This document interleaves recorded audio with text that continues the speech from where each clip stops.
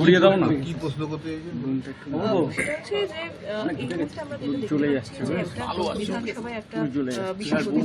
বোন তুলে দাও, একটু ঢুকিয়ে দাও। সেই এরকম একটা বিল আনার কথা হচ্ছে, তো সেটাকে একটা মানে ফাঁসির দাবি আমার এই নিয়ে দেখা ফাঁসি হবে যাচ্ছে। দর্শকদের, তুমি ঢুকে যাও, দেখা যাবে না। একটা ঘোষণা করেছে, সেটাকে আপনি কি দেখা ভাবেন? যাচ্ছে। মুখ্যমন্ত্রী আমি তোমাকে বিধানসভার সর্বাধ্যক্ষ এবং উনি কোনো কিছুকে যদি মনে করেন যে সেটা করা উচিত, উনি প্রশাসনিকভাবে যদি মনে করেন অবশ্যই করবেন।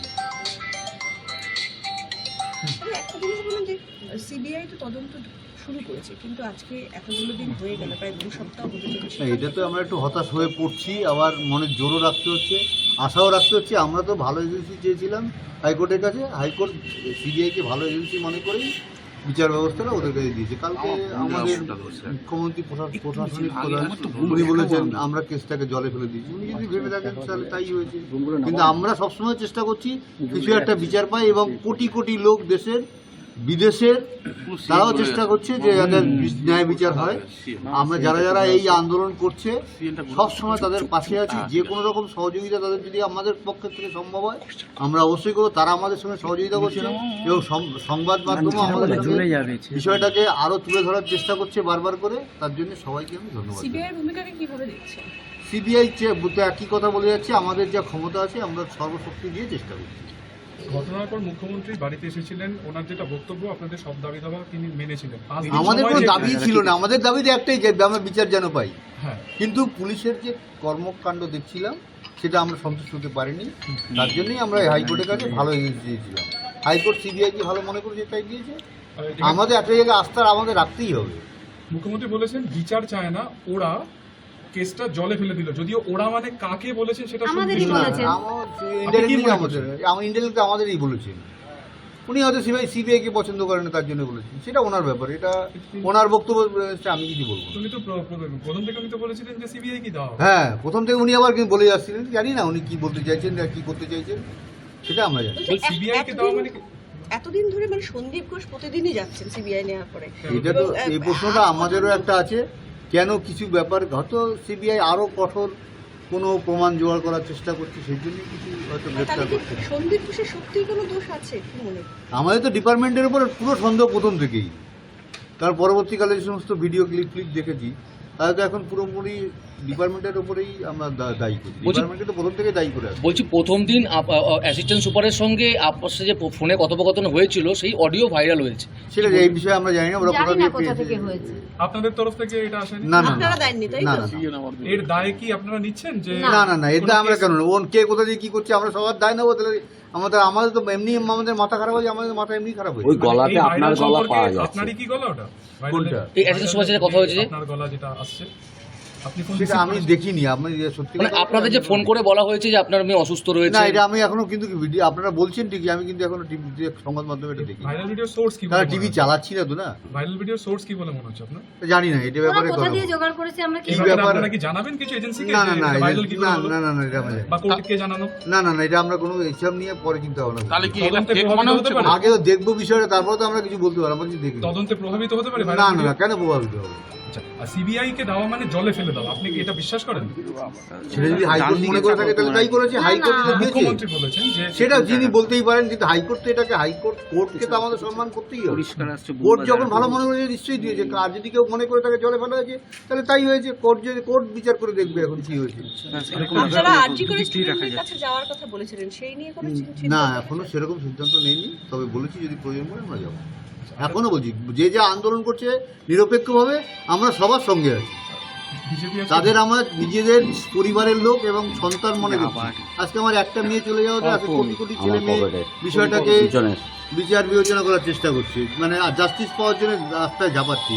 এত কষ্ট করে কত বাচ্চা মেয়েরা ছেলেরা রাস্তায় বৃষ্টিতে ভিজে মিছিল করছে, প্রতিবাদ জানাচ্ছে।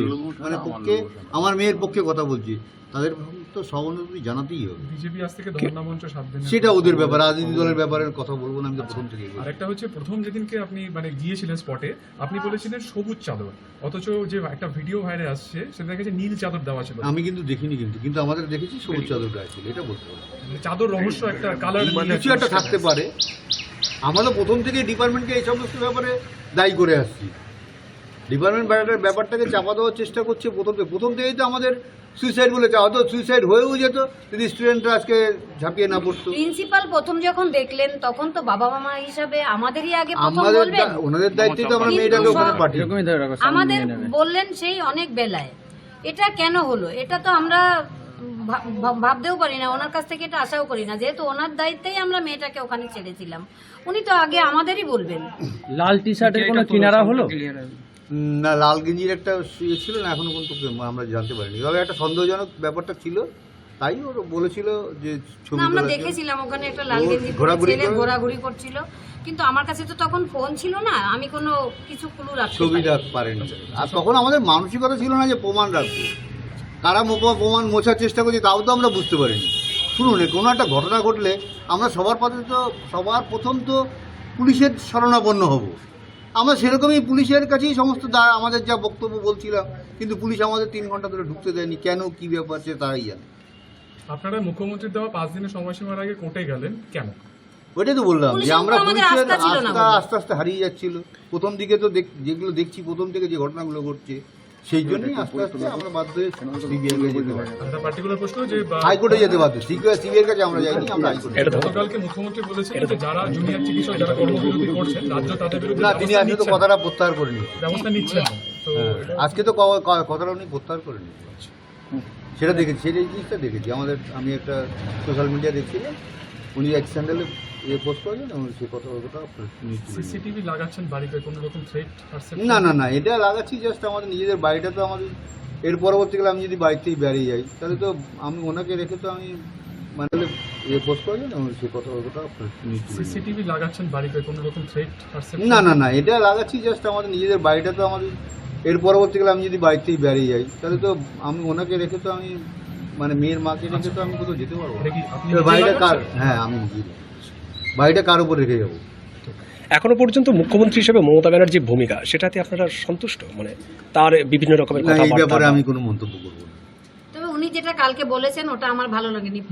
পরিবার চায় না বিচার, এটা কি? আমার মেয়ে চলে গেছে, আমি বিচার চাইবো না? ঠিক। দুনিয়ার কোটি কোটি লোক বিচার চাইছে, আর পরিবার বিচার দুনিয়ার চায় না। কোটি কোটি বিশ্ব আমার মেয়ের পাশে দাঁড়িয়েছে, তারা এত আন্দোলন করছে এবং সবাই আমরা I want তাদের justice, আন্দোলনকে সমর্থন সমস্ত করছি। রাস্তাঘাট ভরে গেছে। এবং আমি চাইছি যে আমার মেয়ের যতদিন বিচার না পায় ততদিন যেন তারা সেই আন্দোলন চালিয়ে যায়। সেখানে উনি বলছেন পরিবার বিচার চায় না। এবং সে এটাও বলেছেন যে আন্দোলনকে জল জলে ঢেলে ঢেলে দেওয়া। দেওয়া। আমার মনে হয় ওনার তো ছেলে মেয়ে নেই, তাই উনি সন্তান হারা বাবা মার যন্ত্রণাটা বেদনা বুঝতে পারছেন না, তাই হয়তো উনি এই কথা বলছেন। কথা বলার মানসিকতা ওনার আসছে। এই ব্যাপারে আমরা আর কোনো মন্তব্য করবো না। কষ্ট লেগেছে এই মন্তব্যে? এই মন্তব্যে কতটা মর্মাহত আপনারা? ওনার অবশ্যই খারাপ যেমন লেগেছে। বলেছিলেন যে একটা বিচ্ছিন্ন ঘটনা, এরকম ঘটনার কথা শুনলে তো মনে কষ্ট হবে। সৌরভ গাঙ্গুলি বলেছেন। সৌরভ গাঙ্গুলিও তো ছোট ঘটনা এই ধরনের অনেক কিছু সহ্য করতে হয়েছে সোশ্যাল মিডিয়ায় বলেছিলেন। সোশ্যাল মিডিয়ায় অনেক যে যাই বলুক, আমরা এত বছর ধরে যা করেছিলাম এবং মেয়েটা এতদিন ধরে যে স্বপ্ন নিয়ে এগিয়েছিল সব তো ধুয়ে মুছে সাফ হয়ে গেছে, এক রাত্রে কিছুই তো সব নেই আর। তবে আমরা ভীষণ ভাবে মানে কি বলবো, আজকেও সেই বৃহস্পতিবার, যে বৃহস্পতিবারে মেয়েটা আমার ঘর থেকে বেরিয়ে গেছিল আর সে ফিরে আসেনি, তাই আমাদের যে কতটা দুঃখ সেটা আমরা তো কাউকে বলে বোঝাতে পারবো না। যদি বিচার পাই একটু দুঃখ কমবে, এটাই। আমার মেয়েটার আত্মাটা একটু শান্তি পাবে, এটাই আমাদের আশায় বসে আছি। আর কি করবো বলুন? আমাদের আর কিছু করার নেই। এমন একটি অভিযোগ উঠছে যে না, রাজনীতি আর কোনো কথা ঠিক আছে। न्यूज नेशन अब व्हाट्सएप पर खबरों के ताजा अपडेट के लिए न्यूज नेशन के इस क्यूआर कोड को स्कैन करें।